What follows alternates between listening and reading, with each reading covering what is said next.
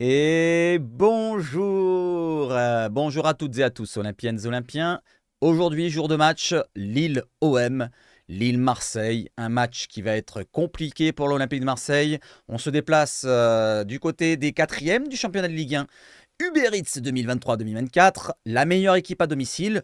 On va aborder les stats tout à l'heure quand on parlera des compositions et tout le tout team. Il y aura du sujet sur les jeunes et le centre de formation. Voilà, donc s'il y a bien une chose qui fonctionne cette année, c'est bien les jeunes, encore une fois. Voilà, des U17 jusqu'au U19, pardon, et même les féminines. Et elles sont toutes en haut du classement, les catégories différentes, à part l'Olympique de Marseille Pro. Voilà, toutes les autres catégories sont dans les premiers. On va aborder ce sujet-là, restez jusqu'à la fin parce que c'est bien croustillant. Il y a pas mal de choses, il y a d'ailleurs un petit peu de mercato, on va commencer par cela. Et deux, trois autres choses les amis. J'espère que vous êtes prêts. Avant tout, le petit like, le petit commentaire, il faut donner de la force à la chaîne. Sinon, vous savez ce qui va se passer. Allez, on va sur quoi les amis? Sur l'introduction.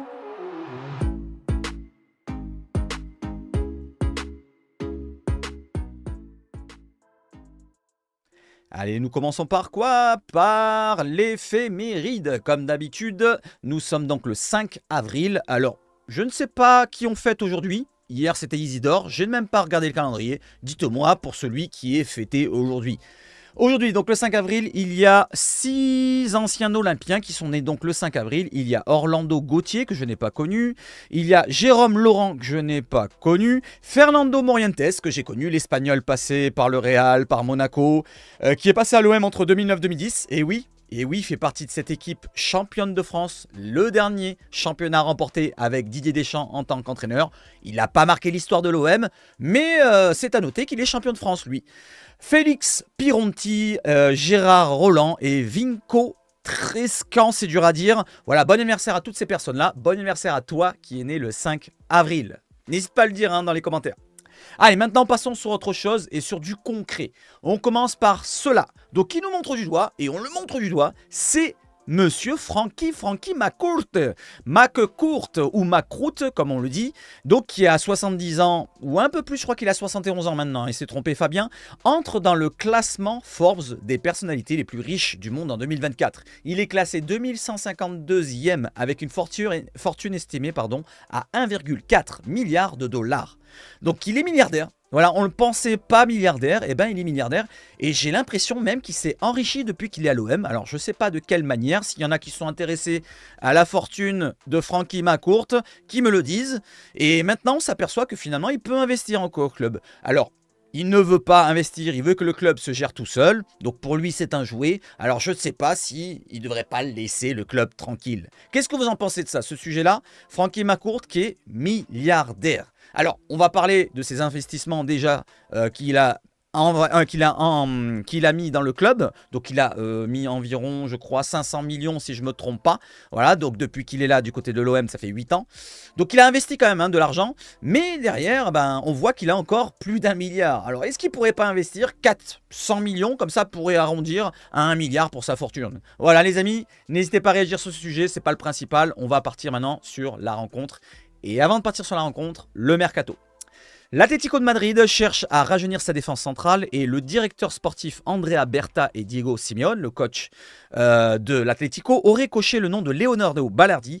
Des clubs italiens seraient aussi intéressés par le défenseur central olympien. Qu'est-ce que vous en pensez de ça? Est-ce que Balardi, pour vous, il serait sur le départ cet été, vu ce qu'il avait dit lors d'une conférence de presse où il était intéressé par l'Atlético Madrid. Allez, on enchaîne justement encore avec lui. Et à la commanderie, nous disent que Balerdi serait en discussion avec des clubs de Serie A pour un possible départ cet été. Le club en voudrait 25 millions d'euros minimum. Quel est votre prix pour vous, les amis? Dans les commentaires, donnez-moi votre prix pour Léo Balardi. C'est pas le mercato pour l'instant, mais c'est les premiers émois. Voilà, on va parler un petit peu du coach, du prochain coach qui va arriver à l'Olympique de Marseille l'année prochaine, des joueurs qui partiront parce qu'il y aura des départs, il y aura des arrivées. Et on va commencer tout doucement à balancer quelques petites rumeurs par-ci par-là. C'est une rumeur, mais comme on en avait parlé un petit peu cet hiver, ça ressemble moins à une rumeur qu'autre chose. Allez les amis, on va sur autre chose maintenant. On va sur Le trophée de quoi? De l'Olympien du mois de mars. Chancel Mbemba et Pierre-Emerick Aubameyang sont en bataille. Ils sont tous les deux nommés pour le trophée olympien du mois de mars, les amis, selon OM officiel. Et je vous demande, pour vous, lequel vous choisissez? Est-ce que vous choisissez Chancel demi-dieu Mbemba ou plutôt PEA, Pierre-Emerick Aubameyang? Donnez-moi votre nom du meilleur Olympien du mois de mars. Pas d'avril, puisqu'on vient de le commencer. Allez, partons sur la rencontre les amis, let's go cacao. Et on part sur la conférence de presse d'hier soir qu'on a regardé en live sur Twitch. Si vous voulez me voir sur Twitch, vous avez la description comme d'habitude en bas. Allez, Jean-Louis Gasset annonce que Chancel Mbemba est forfait pour le Lille OM, comme Amir Murillo qui reprend partiellement. Voilà, donc on a Amir Murillo qui reprend l'entraînement, déjà ça c'est bien. Et on a Chancel Mbemba qui est forfait. Alors pour plus de précision pour Chancel Mbemba, on va tout de suite derrière, regardez. Jean-Louis Gasset qui nous précise, il a eu un pincement, en parlant de Chancel, qu'il avait déjà eu à Porto. Donc c'est une ancienne blessure qui traîne. Ce sera trop juste demain, mais il reprendra le footing ce week-end et devra être à disposition pour Benfica. On le garde au chaud ou au froid, comme vous voulez, pour le match jeudi prochain. Sachant que jeudi prochain, on n'aura pas de Klose toujours, on n'aura pas de Murillo, et on n'aura pas de Ulysse Garça qui remplace, puisque Ulysse Garça ne sera pas qualifié pour l'Europa League. Sa blessure est un moment charnière du match contre Paris. C'est quand même le joueur qui tient la maison. Voilà, donc tout le monde l'avait dit ce truc-là, contre Paris, qu'à sa sortie on encaisse le but, quand Gigot l'a remplacé. Donc Mbemba pour lui, c'est vraiment le patron de la défense. Qu'est-ce que vous en pensez? C'est Mbemba le patron ou plutôt Balerdi? Parce qu'on a un autre joueur qui est de qualité, on en a parlé juste avant. Il y a Balerdi aussi, qui fait office de patron pour ma part. Allez, on continue. Donc voilà, Mbemba ne sera pas là et on verra sur la composition d'équipe qui sera là, qui ne sera pas là. Vous le savez très bien, il manque Murillo, il manque Klose, il manque Rongier de longue date, Onana n'est pas là, Bilal Nadir n'est pas là, Ismail Assar n'est pas là, et j'en oubliais encore, Bemo Meïté n'est pas là. Donc on a 7 absents, si je ne me trompe pas, ou 8 peut-être que j'en oublie un, faut me le dire dans les commentaires, sinon on va voir ça tout à l'heure sur les compos, c'est marqué dedans.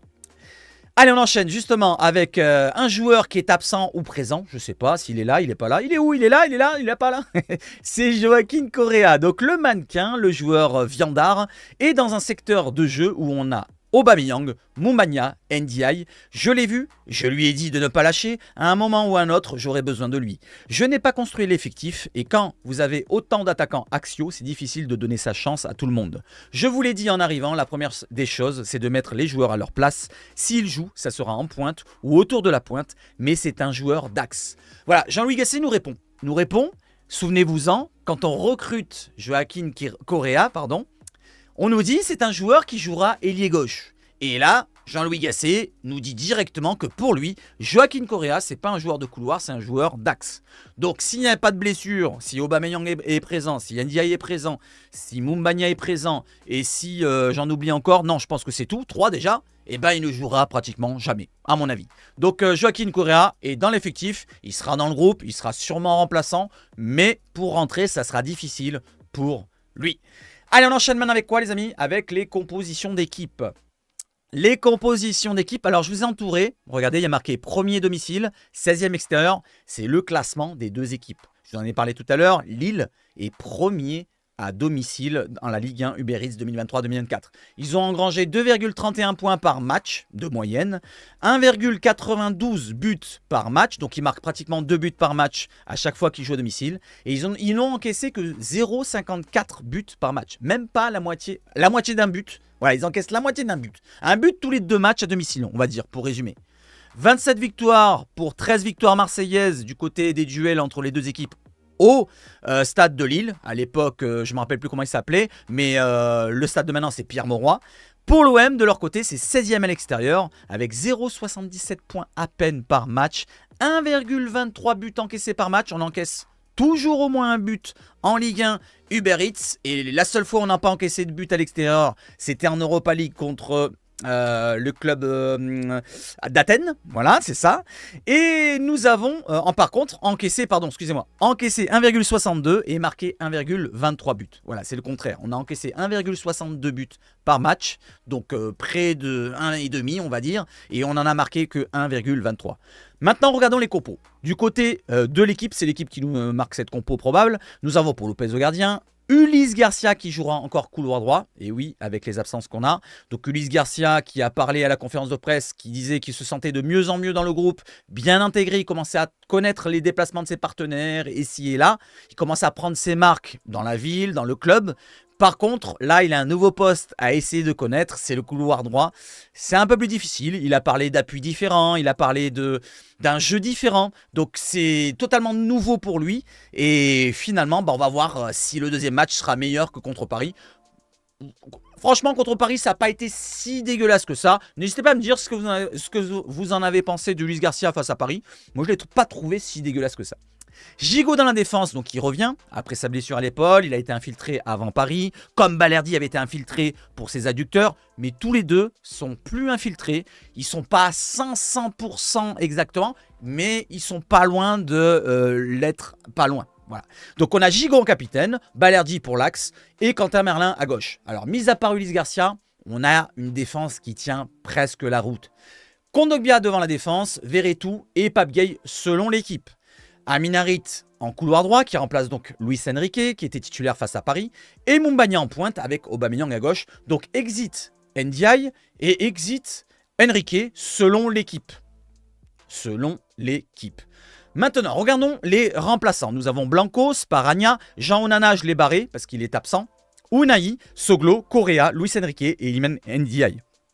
Pour les absents, nous avons Jonathan Klaus, Chancel Mbemba, Bemo Maïté, Murillo, Nadir, Valentin Rongier, Ismail Assar et Onana. Donc ça nous fait 8 absents. J'avais dit 7 tout à l'heure, j'avais oublié Onana. Voilà, justement, c'était Onana que j'avais oublié. Voilà, je vous montre cette compo. Je vais vous montrer la compo maintenant de la Provence et ma compo personnelle aussi. Voilà, que je pense qu'on pourrait aligner, qui serait potentiellement peut-être la meilleure. Allez, maintenant je vous montre la compo de notre chère La Provence. Alors concernant les Lillois, on va en parler après. Donc du côté de La Provence, vous l'avez à droite, celle de l'OM, avec la défense à 4 comme d'habitude. Garcia, Gigot, Balerdi, Merlin, on ne peut pas faire autrement. Lopez au gardien, Kondogbia, Verretou, Harit pour le milieu de terrain. Luis Enrique à droite, Ndiaye dans l'axe et Aubameyang à gauche. C'est la même équipe que face à Paris, mis à part Gigot qui remplace Mbemba, c'est la même équipe que face à Paris. Pour les absents, nous avons Mbemba bien sûr, Sarr, Klaus, Murillo, Onana, Meïté, Nadir, Rongier, donc les 8 mêmes. Les suspendus en cas de carton jaune, parce qu'on a des joueurs qui sont à risque, il y a Aminarit et Aubameyang. Donc déjà, attention Aubameyang, j'espère pas, parce que c'est notre seul buteur finalement. Pour le banc, par contre, il nous rajoute d'autres joueurs. On a Blanco, on a Van Neck, on a Negoué, Sparagna, Sidi Ali, Soglo, Gueye, Unai, Bakola, le jeune de 16 ans, Correa et Mumbagna et Ndiaye. Pourquoi pas un des deux quoi. Pour Bakola, on va en parler tout à l'heure plus précisément. Maintenant, on regarde ma compo et on revient sur la compo des Lillois pour voir quels joueurs seraient les plus dangereux pour cette rencontre. Du côté de mon 11, voilà, vous avez mon 11 maintenant, faites-vous votre propre avis, donnez-moi votre avis sur votre 11 à vous, si vous avez envie de faire un 11, mettez votre 11 dans les commentaires et lequel vous choisissez. Est-ce que vous préférez celui-là? Donc c'est celui que je vous ai montré dans la vidéo d'avant-hier. Pour moi, ça serait peut-être le meilleur, je pense. Avec l'effectif qu'on a là actuellement, avec les absences et les présences, je pense que ça peut être le meilleur. Voilà, dites-moi ce que vous en pensez. Donc un 4 de losange ou alors un 4-3-3 avec un Ndiaye qui recale en pointe basse ou en pointe haute plutôt du milieu de terrain. Je pense que ça peut être le meilleur. Voilà, je vous remonte les autres compos. Regardez celle-là. Je vous remontre celle de la Provence. Voilà, et regardez maintenant celle de l'équipe un peu plus grosse. Hop, voilà celle de l'équipe. Pareil en 4-3-3. Voilà, n'hésitez pas à me dire ce que vous en pensez, laquelle vous préférez. Maintenant, regardons du côté de Lille. Alors, quel joueur, selon vous, peut nous poser beaucoup de problèmes? Alors, on peut parler de Jonathan David. Jonathan David, meilleur buteur de Lille avec 15 buts cette saison. Ou un autre joueur aussi qui peut nous faire très très mal, c'est Zegrova. Pour ma part, Zegrova, attention à lui, au Kosovar, qui est très fort cette année et qui lors du dernier match, a été très fort contre les Lensois lors du derby. Donc, qui a marqué un superbe but. Il a 5 buts et 5 passes décisives, si je ne me trompe pas, en termes de stats. Alors, attendez, je l'ai chiffré quelque part, je l'ai noté quelque part. Oui, 5 buts en bas, vous le voyez, 5 passes décisives pour Zegrova. Et pour Jonathan David, c'est 15 buts, une passe décisive, effectivement. Donc, Zegrova, pour ma part, et Jonathan David pour l'efficacité. Attention à eux deux. Mais il y a d'autres joueurs de qualité. Du côté des Lillois, attention au jeu long de Ben Taleb, qui peut envoyer justement pour Zegrova ou Jonathan David en profondeur. D'ailleurs, le but qui marque Zegrova face à Lens, c'est une longue balle de Ben Taleb en profondeur dans le dos de la défense. Zegrova contre le porte-manteau, petit crochet, frappe premier au poteau, parfaitement effectué. De l'autre côté, il y a d'autres joueurs de qualité comme Benjamin André, qu'on ne parle pas assez depuis des années, qui est vraiment un joueur expérimenté dans cette Ligue 1, qui connaît tous les recoins de la Ligue 1, donc un très bon joueur, Benjamin André. Haraldsson, un joueur qui n'a pas encore trop percé cette année, mais c'est un joueur de qualité, attention à lui, parce que n'oublions pas, il y a quelques absences aussi du côté lillois. Angel Gomez, qui devrait normalement prendre la place d'Haraldsson, ne sera pas là, il est absent. C'est une bonne nouvelle pour l'OM, c'est un bon joueur, Angel Gomez. Et Haraldsson le remplace, c'est un bon joueur aussi, mais il n'a pas encore toutes ses marques, le jeune Islandais. Pour la défense, nous avons la défense à 4 habituelle du côté de Fonseca. Il joue toujours en 4-3-3 ou 4-2-3-1 plus ou moins. Il essaie d'avoir une possession de balle supérieure à l'adversaire quand il le peut. Il a mis Ismaili côté gauche, le Brésilien. Yoro, Lenny Yoro, le jeune émergent de 17 ans, défenseur central. Je ne sais pas c'est quoi son prénom, mais Diakité, le numéro 18. Et Thiago Santos, le Brésilien, côté droit, latéral vachement offensif qui pourra combiner avec Zegrova. Attention à ce couloir droit. Et même attention au couloir gauche. Gudmundsson qui peut aller très vite. C'est pas la qualité d'un Zegrova, mais Gudmundsson, attention. Gudmundsson, c'est plus un joueur à centrer. C'est plus un latéral de base, un latéral très offensif qui peut centrer. Donc il a un bon pied gauche. Et Zegrova, il est gaucher, mais c'est un faux pied gauche un peu à la Under. Donc attention à Zegrova pour ses repiques dans l'axe et ses frappes. Et attention à Gudmundsson pour ses centres au premier poteau, au second poteau, tout ce que vous voulez. Pour le gardien, c'est Chevalier, vous le connaissez. Voilà pour l'équipe de Lille. Et n'hésitez pas à me dire ce que vous en pensez de Lille. Qui avez-vous peur du côté de Lille? Il y a des remplacements comme Cabella, qui ont de la qualité aussi. Ou Nas, qui pourra rentrer en cours de match, qui était un petit peu incertain, mais il a pu être là présent. Et les autres joueurs, Cavallero, qu'on connaît du côté de Monaco. Et voilà, les amis. Pour Alexandro, c'est un défenseur. Et le Manon, gardien. Et Bouhaddi, je ne sais pas. En tout cas, n'hésitez pas à me dire ce que vous en pensez de l'équipe lilloise. Est-ce que vous avez peur d'un ou de deux joueurs? Maintenant, regardons, faisons un point sur le classement de cette Ligue 1. Alors, Paris premier, on s'en fout. Brest deuxième, on s'en fout finalement, ils ont 11 points d'avance. Monaco, maintenant on commence à s'en foutre, ils ont 10 points d'avance. Regardons où ils sont les Lillois. Donc comme je vous l'ai dit dans la vidéo, c'est 7 points d'écart entre Lille 4e et l'OM 39 points, donc 7 points de retard. Donc l'Olympique de Marseille, à mon avis, en cas de défaite, pourra dire adieu aux 4 premières places. En cas de victoire, on pourrait se replacer à la course. Je dis bien à la course, c'est parce que c'est pas sûr qu'on terminerait 4e.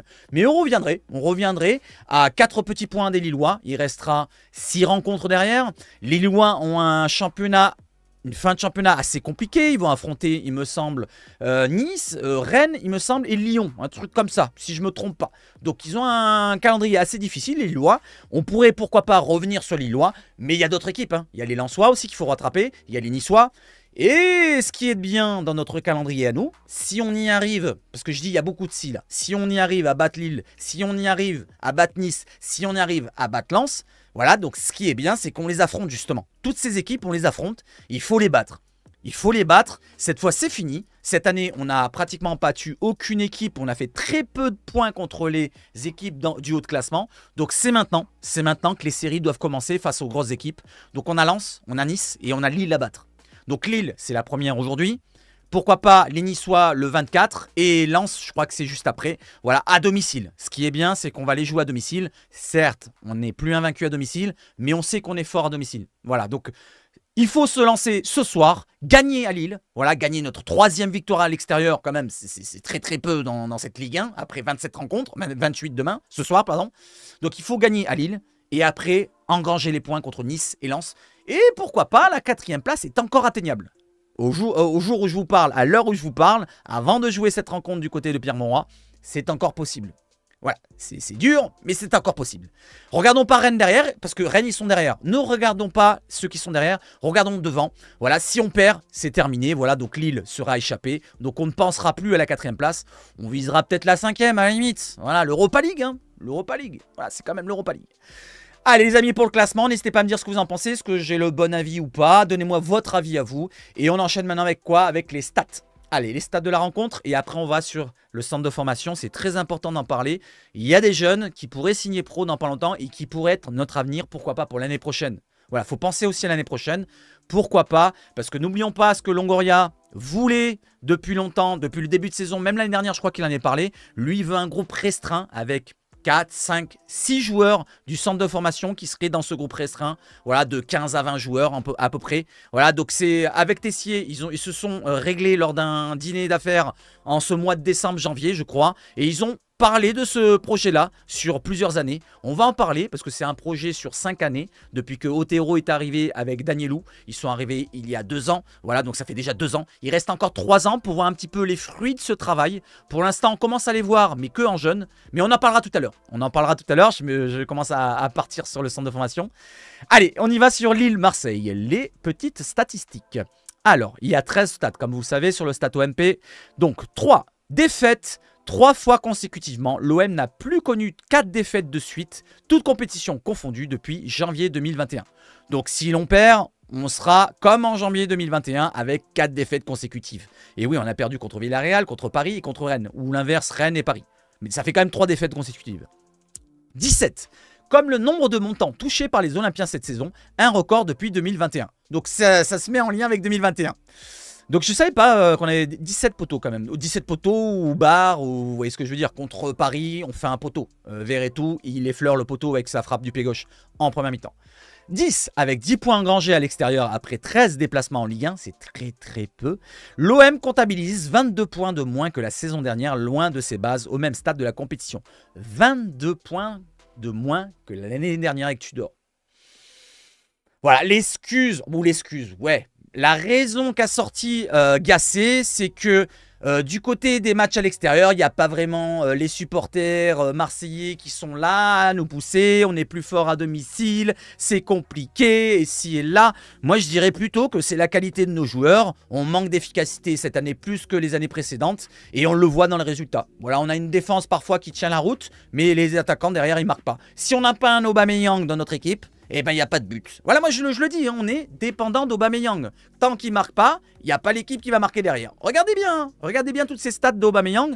Tant qu'il marquait, on était bien. S'il ne marque pas, c'est difficile. 100%, l'OM est invaincu dans son histoire en championnat avant un quart de finale de Coupe d'Europe. 8 victoires et un nul. Donc c'est parfait. On peut se dire qu'on n'a pas perdu déjà.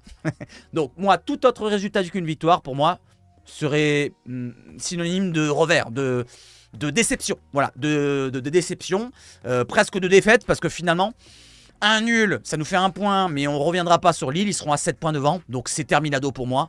Donc, tout autre résultat ce soir d'une victoire, pour moi, ça serait rédhibitoire pour la Ligue des Champions, je parle, hein, pour la Ligue des Champions. Premier objectif, Ligue des Champions. On verra, hein, si on perd, ben, ça ne sera plus Ligue des Champions, ça sera l'Europa, pourquoi pas, ou l'Europa Conférence.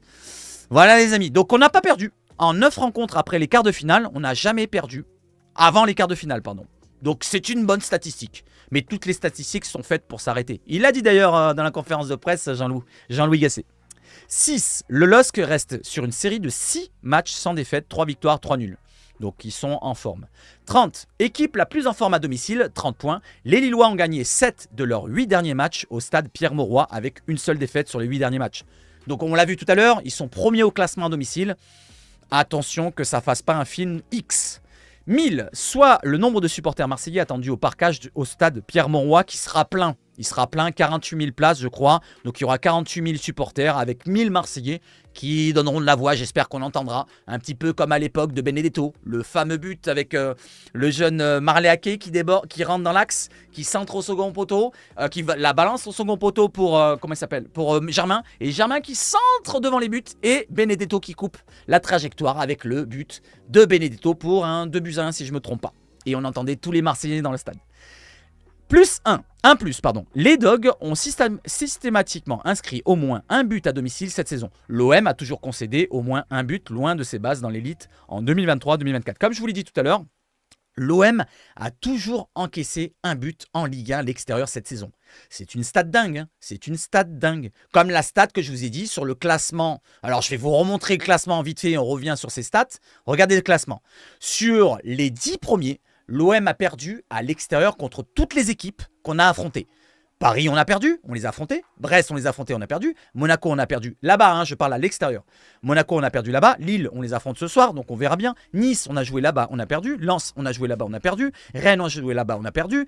Lyon, on a joué là-bas, on a perdu. Il n'y a que Reims, pour l'instant, qu'on n'a pas affronté avec Lille. Donc cette stat-là, elle est dingue, encore plus que le but encaissé à tous les matchs, je trouve.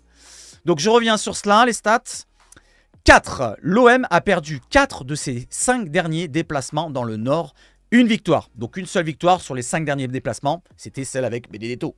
Après avoir remporté 3 de ses 5 précédentes, donc 5 années avant, on avait remporté 3 matchs sur les 5 derniers avec un nul et une défaite. Donc on était bien il y a plus de 5 ans, il y a 6 ans, mais on est moins bien depuis 5 ans. Depuis que, je sais pas, depuis que Macourt est là pratiquement. Non, Macourt ou Longoria, je sais pas comment on peut le prendre. Allez, Paulo Fonseca, l'entraîneur lillois, a remporté 2 de ses 5 confrontations contre l'OM, donc c'est moyen dans sa carrière. Un nul et 2 défaites. Donc c'est la moyenne pure. La moyenne pure, le match aller, il y a eu match nul. Donc c'est la moyenne pure pour Paulo Fonseca contre l'Olympique de Marseille. 33. C'est à Lille que l'OM a le plus perdu en championnat dans son histoire parmi les équipes de l'élite. Donc 33 fois, on a perdu du côté de là-bas. Voilà, donc ça va être compliqué encore plus ce soir. Jonathan David, l'attaquant canadien, Jonathan David, est le deuxième joueur qui cadre le mieux dans les 5 grands championnats parmi les joueurs à plus de 10 tirs, 56,5% de ses frappes. Et je vous ai parlé de son efficacité. Voilà, donc ça prouve bien qu'attention à lui, Jonathan David et Zegrova. Je parlais des attaquants bien sûr, mais on peut faire attention à beaucoup de joueurs. Benjamin André. Jeu aérien, attention, il n'est pas très grand, Benjamin André, mais il a un timing précis. Bentaleb, attention à Sogelon, ses frappes de loin. Les joueurs défensifs, attention à Lenny Yoro, il a un bon jeu-tête malgré son jeune âge. Attention à beaucoup de joueurs du côté de Lille. Attention côté gauche aussi. Gudmundsson va très vite. Dans le dos de Luis Garcia, ça peut être compliqué. Voilà, donc il y a beaucoup de choses. Attention, ils ont beaucoup d'armes, les Lillois. Attention les amis.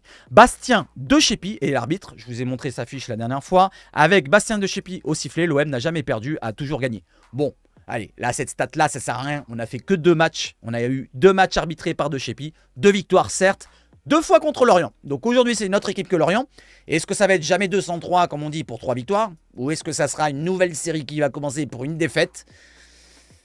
Advienne qui pourra, j'espère, je touche du bois. Allez, la victoire pour ce soir. Allez, les amis, j'espère que vous avez apprécié cette vidéo. Non, c'est pas terminé, je rigole. On continue, n'oubliez pas quel centre de formation, on y va tout de suite. Mais avant d'y aller tout de suite, on continue avec quelques petits stats hors match de ce soir. Voilà, pour le match, c'est terminé. N'hésitez pas à me dire votre prono. Donnez-moi votre prono dans les commentaires, votre compo. Et on enchaîne avec les stats. Allez, une stat qui fait mal, celle des gardiens, l'efficacité des gardiens de but sur leur ligne. Alors, pour comprendre un petit peu ce petit graphique, vous avez les PS fois G, c'est pas les XG, c'est la différence entre la qualité des buts, des tirs subis et les buts encaissés. Donc vous avez d'un côté le premier de ce classement, c'est Donnarumma, qui a le classement il est 0,45, donc il est dans une valeur positive. Donc ce qui indique, il y a marqué en rouge là en bas, une valeur positive indique qu'un gardien concède moins de buts que prévu. Et une valeur négative, comme vous voyez l'avant-dernier du classement, c'est bien sûr notre gardien préféré, Paul Lopez, avec 0,15, moins 0,15. Une valeur négative indique qu'un gardien concède plus de buts que prévu. Donc logiquement, avec la qualité des frappes qu'on reçoit du côté de notre défense, du côté de l'Olympique de Marseille, le gardien devrait être classé plus haut. Voilà, parce que là, il est avant-dernier. Ouais, il encaisse plus de buts par rapport à la qualité des frappes.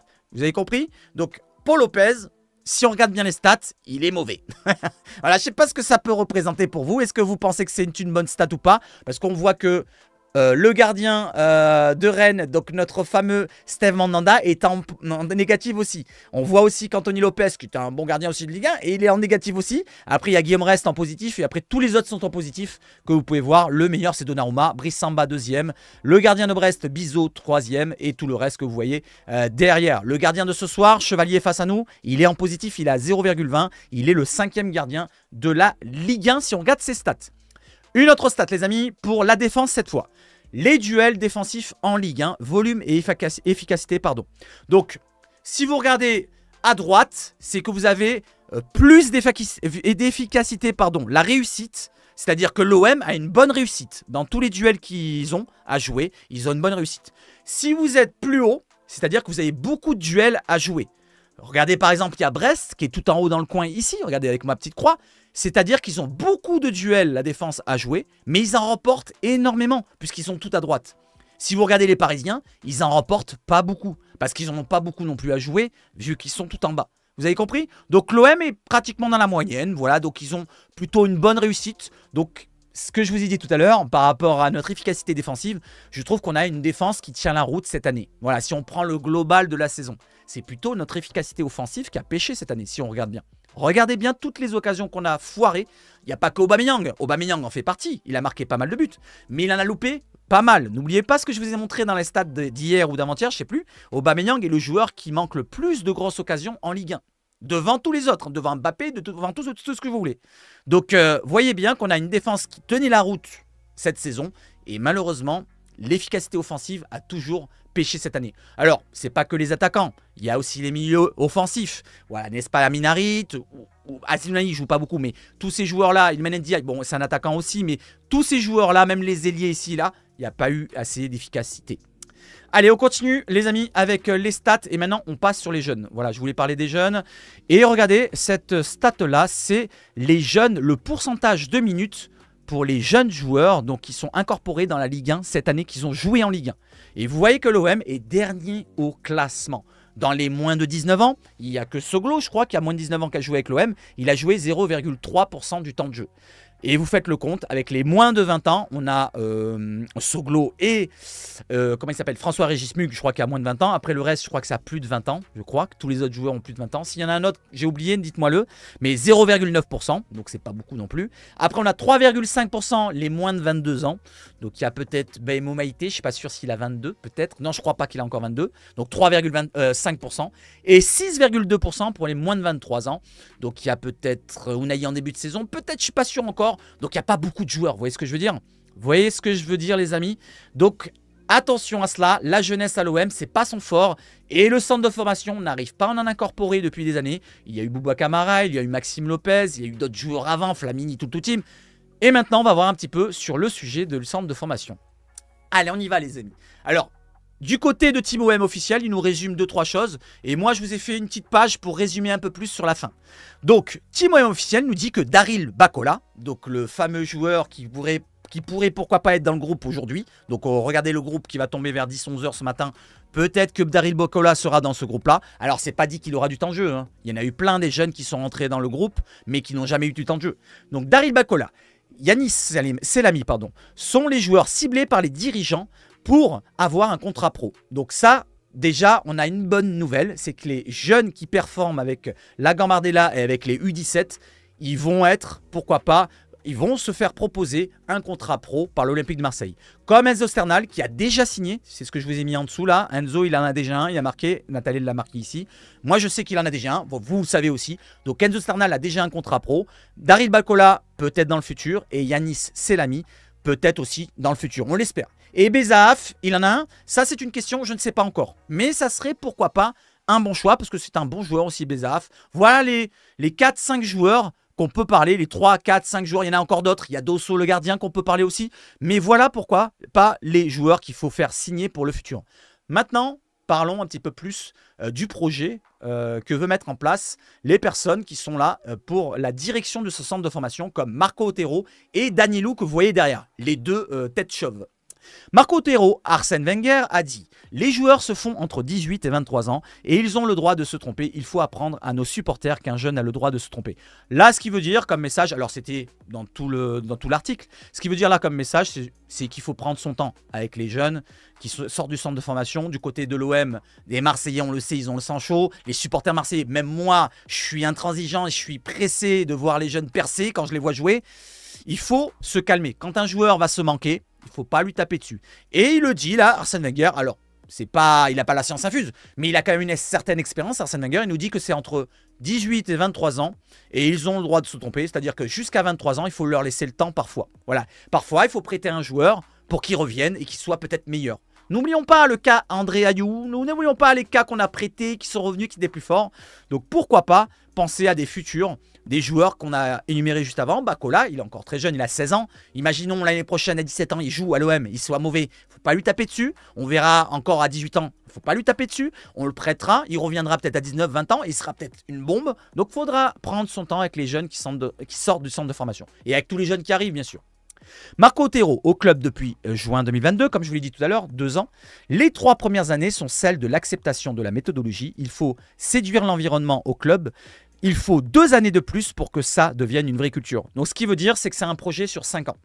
Le projet est sur 5 ans entre Danielou et Marco Otero, le patron. Donc ils ont mis un projet, une méthodologie spéciale qui est basée sur quoi? Sur le mental surtout. Voilà, je vais vous montrer un petit peu après. Donc, c'est basé surtout sur le mental. Il veut que les joueurs qui sont au centre de formation apprennent à être prêts quand ils seront au moment donné, c'est-à-dire dans un stade de Ligue 1, voilà, qu'ils ne soient pas perdus, parce que c'est compliqué avec le contexte marseillais surtout. Voilà, il faut que le mental soit très fort. Ils leur apprennent pas mal de choses. Je ne sais pas quoi exactement, ils ne détaillent pas tout dans l'article, mais sur le mental, c'est très important. La mentalité est très importante. D'ailleurs, on en parlait toute la saison de cette mentalité qui n'a pas suivi. Le caractère, voilà, et aussi la qualité. Ils essayent d'avoir des joueurs qui soient prépondérants dans le jeu, qui soient dominateurs dans le jeu et d'avoir des résultats, bien sûr. Et c'est ce qu'on a. Hein. Finalement, si on regarde bien, on a des résultats dans toutes les catégories. Ça, c'est très bien. Donc, il y a vraiment des progrès dans les centres de formation. Il y a vraiment du progrès.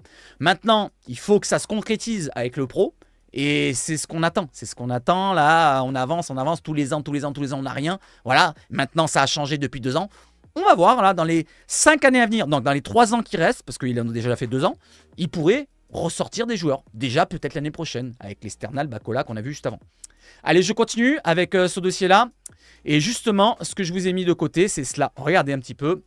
Alors, lisez, vous partez d'en haut, gauche et droite. Voilà, sinon je vous le lis moi maintenant. Le périple jeune. Les résultats du centre de formation marseillais sont intéressants, mais la passerelle vers les pros semble toujours aussi glissante et la suite fait débat au sein du club. Comme je vous l'ai dit maintenant, il y a beaucoup de résultats avec les jeunes. Voilà, on est plutôt intéressant puisqu'on est dans toutes les catégories, dans les premières places. Mais pour l'instant, la passerelle vers les pros ne se fait pas. Il faudra attendre avec le temps. Voilà, c'est tranquille, tranquille. Mezzo, mezzo. Je ne sais pas si on le dit comme ça. Les différentes équipes sont en tête de leur division, comme je l'ai dit. Les U17 ont remporté le titre de champion de France en juin dernier. Et oui, on s'en souvient. Sur YouTube, vous en souvenez. Donc, ils avaient remporté le titre de champion de France, les U17. Les U19 échouant, eux, en demi-finale, quelques jours plus tôt. Les sélectionneurs nationaux se sont remis à scruter les équipes olympiennes. Et oui, il y a beaucoup maintenant de jeunes olympiens qui sont dans les jeunes catégories des équipes nationales. Les Marocains, les Français, ici et là, à droite à gauche. Vous voyez, il y a beaucoup de sélections qui s'intéressent maintenant aux Marseillais. Et c'est bon signe pour l'avenir. Danielou a ses entrées à la fédération et certains cadres techniques de la FFF, Fédération Française de Football, ont passé quelques jours à la commanderie la saison dernière. Et là, on parle de l'investissement. Près de 3,5 millions d'euros ont été injectés dans les travaux de rénovation depuis, dans le centre de formation. Dans le style proposé, les directeurs ne sont pas dans l'extrémisme, mais l'idée est d'être le patron du jeu, comme je vous ai dit, dominateur, Dixit Otero. Danielou insiste sur le développement mental. Je vous ai dit, la mentalité, c'est très important. Le talent est un dénominateur commun. Ben oui, ça doit être important aussi d'avoir du talent. Mais dans les stades français, et plus encore au Vélodrome, la gestion des émotions prime. Comme je vous l'ai dit avec le contexte marseillais, la ferveur olympienne au Vélodrome. S'il y a un jeune qui va prendre une bronca, il va peut-être se chier dessus en direct. Non, je rigole, mais il va pas se chier dessus en direct, mais il pourrait être perdu et carrément une carrière peut être foirée comme ça. Hein. Ça peut être foiré en 2 secondes, quoi. En ce mois d'avril, alors là, c'est pour un point précis que je voulais aborder pour le côté bis-bis. Il y a un problème dans la direction vous le savez très bien, Longoria avec les supporters, Longoria avec Tessier. Il y a beaucoup de problèmes à droite à gauche à tous les étages du club. Il y avait même des problèmes entre les coachs et entre les joueurs pendant un moment. Maintenant, entre le coach et les joueurs, ça va mieux. Voilà. Entre les joueurs et joueurs, je ne sais pas, mais on s'en fout de ça. Entre la direction et l'autre direction de l'autre côté, ça va toujours pas bien. Entre Tessier et Longoria. Entre le centre de formation et une autre partie aussi de la direction, il y a un petit peu de haut dans le gaz. Je ne sais pas si on peut le dire comme ça. Mais entre Benassia qui vient d'arriver avec son collègue Zarak, ils sont partout dans le centre de formation. Ils essaient de s'immiscer dans le centre de formation pour proposer des contrats de non... Pas non-divulgation, comment on s'appelle ça? Des accords de non-sollicitation. Pardon. Ils marchent sur les plates-bandes des cadres du centre. Voilà ce qui se dit du côté du centre de formation. Ça pose problème entre le clan Benassia, Zarak et pourquoi pas Tessier, et le clan de Otero, Danielou et pourquoi pas Longoria. Je ne sais pas si vous voyez ce que je veux dire. Derrière, il y a eu une réunion qui a eu lieu entre, comment il s'appelle, entre Tessier, Zarak, Danielou et Otero, qui s'est mal passé, là, en courant mars, je crois. Ça s'est mal passé. Ce mercredi-là, donc avant-hier, il y a eu une réunion qui a été faite avec Longoria qui a dit qu'il y aura un arbitrage qui va être fait. Et logiquement, voilà, donc il y aura quelque chose qui va se passer. Et derrière, en ce mois d'avril, donc ce qu'il en résulte de tout ça, en ce mois d'avril, cette intime, donc en parlant de Marco Otero, qui est intime de Longoria, ils se connaissent depuis longtemps, toujours cash, a demandé au président d'éclaircir une situation qui lui semblait quelque peu confuse, notamment dans la création d'un groupe élite la saison prochaine qu'il n'a pas appelé de ses voeux. Donc il voudrait qu'il y ait un groupe élite qui se construise, c'est-à-dire restreindre un petit peu le centre de formation, peut-être enlever une ou deux catégories pour qu'il y ait moins de joueurs mais plus de qualité au centre de formation. Arrêter avec recruter des personnes à droite à gauche qui ne sont peut-être pas de l'envie de Marco Otero, Danielou et d'autres recruteurs qu'ils ont sous leurs mains.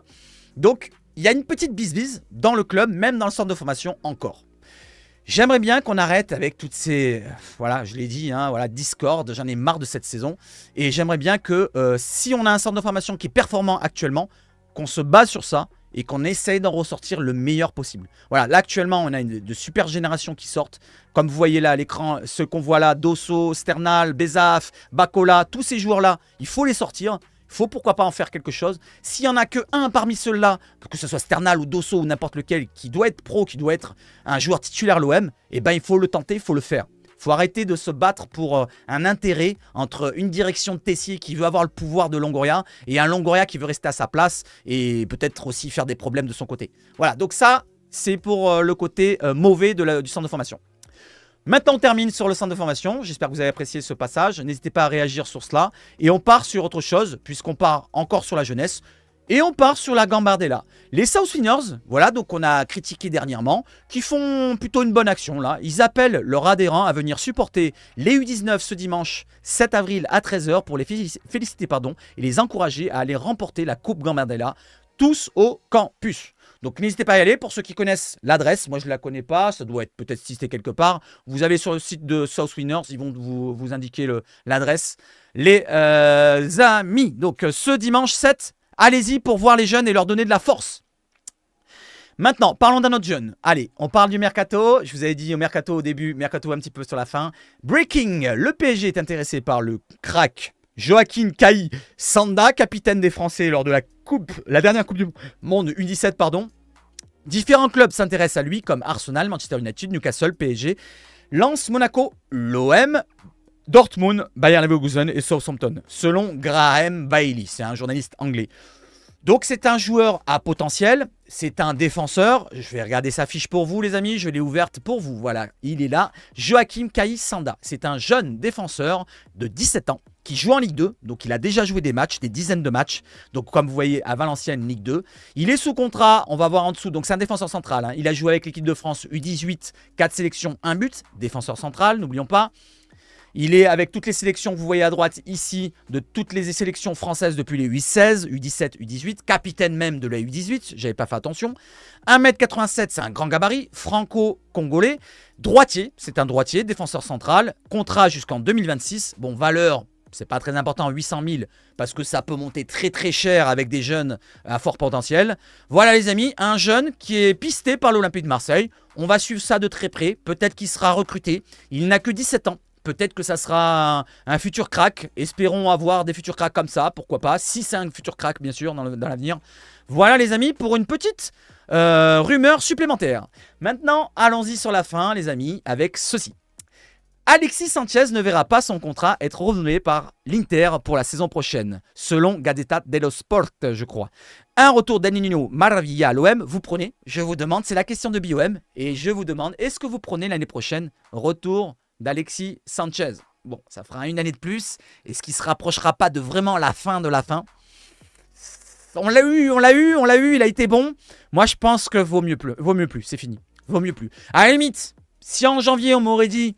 Ah, Sanchez veut revenir à l'OM ici et là, pour une petite pige de 6 mois et qui fait 6 bons mois et qu'on veut le reprolonger derrière pour 1 an, j'aurais pas dit non. Mais là, ça me semble déjà râpé. Pour ma part, ça c'est mon avis. Donnez-moi votre avis, à vous. Allez, on regarde sur un ancien Marseillais, un ancien même. C'est Dimitri Payet. Malheureusement pour lui, il s'est blessé. Alors que la saison au Brésil allait débuter avec Vasco de Gama, Dimitri Payet s'est fait une entorse du ligament collatéral médial du genou droit et serait absent pendant 1 mois. Bon rétablissement à toi, Dimitri. N'hésitez pas à donner de la force pour Dimitri, même s'il n'est plus à l'OM. Allez, on termine avec 2 petits points qui vont énerver certains ou faire plaisir à d'autres. La vente OM, les amis. La vente OM, on n'en parlait plus. La vente est inéluctable. Est inéluctable. C'est dur à dire. C'est certain. Je le dis, les acheteurs ne sont pas assez amateurs pour laisser sortir publiquement un papier qui montrera que la vente sera officialisée, a-t-il expliqué. Et c'est Thibaut Vizirian qui nous répond. La seule chose qui sortira, ce sera au moment de l'officialisation. Il n'y a pas d'enflammade à avoir. Les documents que certains sortent sont juste des mises aux normes pour ranger la maison. Ce sont des experts qui me l'ont dit. Mais la vente est inéluctable, c'est certain. J'ai des sources très haut placées chez les acheteurs, des avocats, des hommes d'affaires, des hommes politiques, des hommes, des ci, des là. Donc, l'imminence d'une officialisation, ce n'est pas mon avis, c'est juste une information, les amis. Selon Thibaut Vizirian, qui tient ses coronets dans les mains et qui nous les met dans la bouche, il nous dit « ça va être vendu ». Donc les amis, on attend cet été pour voir si Thibaut Vizirian aura tout juste. Je l'espère ou je l'espère pas, selon ce que ça donnera, on verra bien. Allez, on termine avec un autre sujet les amis, celui préféré de certains d'entre vous les amis. Alors je vous demande la question, alors moi non, je serai pas dans ce domaine-là. Selon RMC, les Marseillais seront les premiers supporters du PSG en finale de Coupe de France. D'abord, parce que ça permettrait aux 7e de Ligue 1 de jouer une Coupe d'Europe, donc l'Europa Conference League, et que voir les Parisiens s'offrir un nouveau trophée serait moins désagréable que de voir les Lyonnais sauver leur saison avec un titre. Alors moi, ça me ferait chier que les deux arrivent. Que Paris gagne, ça me fait chier. Que Lyon gagne, ça me fait chier. Donc peu importe ce qui arrive, ça me fait chier les amis. Ça me fait chier, c'est la finale qui me fait le plus chier celle-là. Voilà, j'aurais préféré voir un Rennes-Valenciennes que Rennes gagne, parce que Valenciennes, on sait ce qui est arrivé avant. Donc voilà, limite, j'aurais préféré ça. Ou même Rennes-Paris, que Rennes gagne contre Paris. La revanche qui revient et finalement, ils regagnent derrière. Mais malheureusement, donc Lyon, ils pourront sauver leur saison. C'est sûr, ça ferait mal. Parce que n'oublions pas, on s'était moqué des Lyonnais en début de saison. C'était rigolo pendant un moment, mais maintenant, ça pourrait être désagréable en fin de saison. Ils seraient en Europa League et nous, on serait même pas en Coupe d'Europe. Voilà, pendant qu'eux, ils ont un titre plus une Europa League, c'est plutôt correct. Et nous, on n'aurait pas de Coupe d'Europe. Voilà, le mercato sera dégueulasse cet été. Et si et là, il y aurait beaucoup de départs. Ça serait compliqué, les amis. Et du côté des puputes, ben, un titre de plus, c'est vrai que ça fait moins chier, mais ça fait quand même chier. Je veux pas, hors de question d'accepter ce message-là du côté de InfoM, plutôt de RMC, parce que InfoM, il relaye. Voilà, il relaye. Donnez-moi votre avis. Est-ce que vous allez supporter les puputes? Est-ce que vous allez supporter les puputes, les amis? Donnez-moi votre avis. Allez, on va terminer avec cette vidéo-là.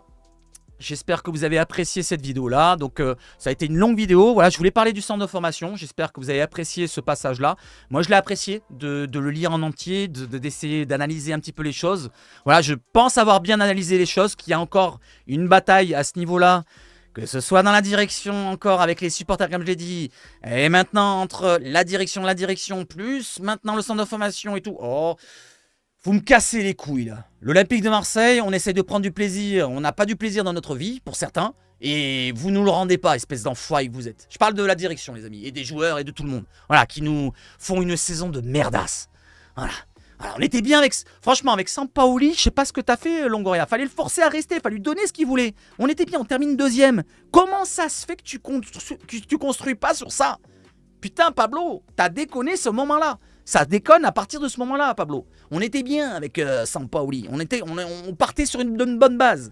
Voilà, on parle pas du centre de formation, on parle juste de l'équipe pro. Voilà, moi je vous parle de l'équipe pro. La première grosse erreur, c'est celle-là de Longoria. Et après, il s'est enfermé dans son truc et malheureusement, voilà, les rotations ne fonctionnent pas tout le temps. Les paris ne fonctionnent pas tout le temps.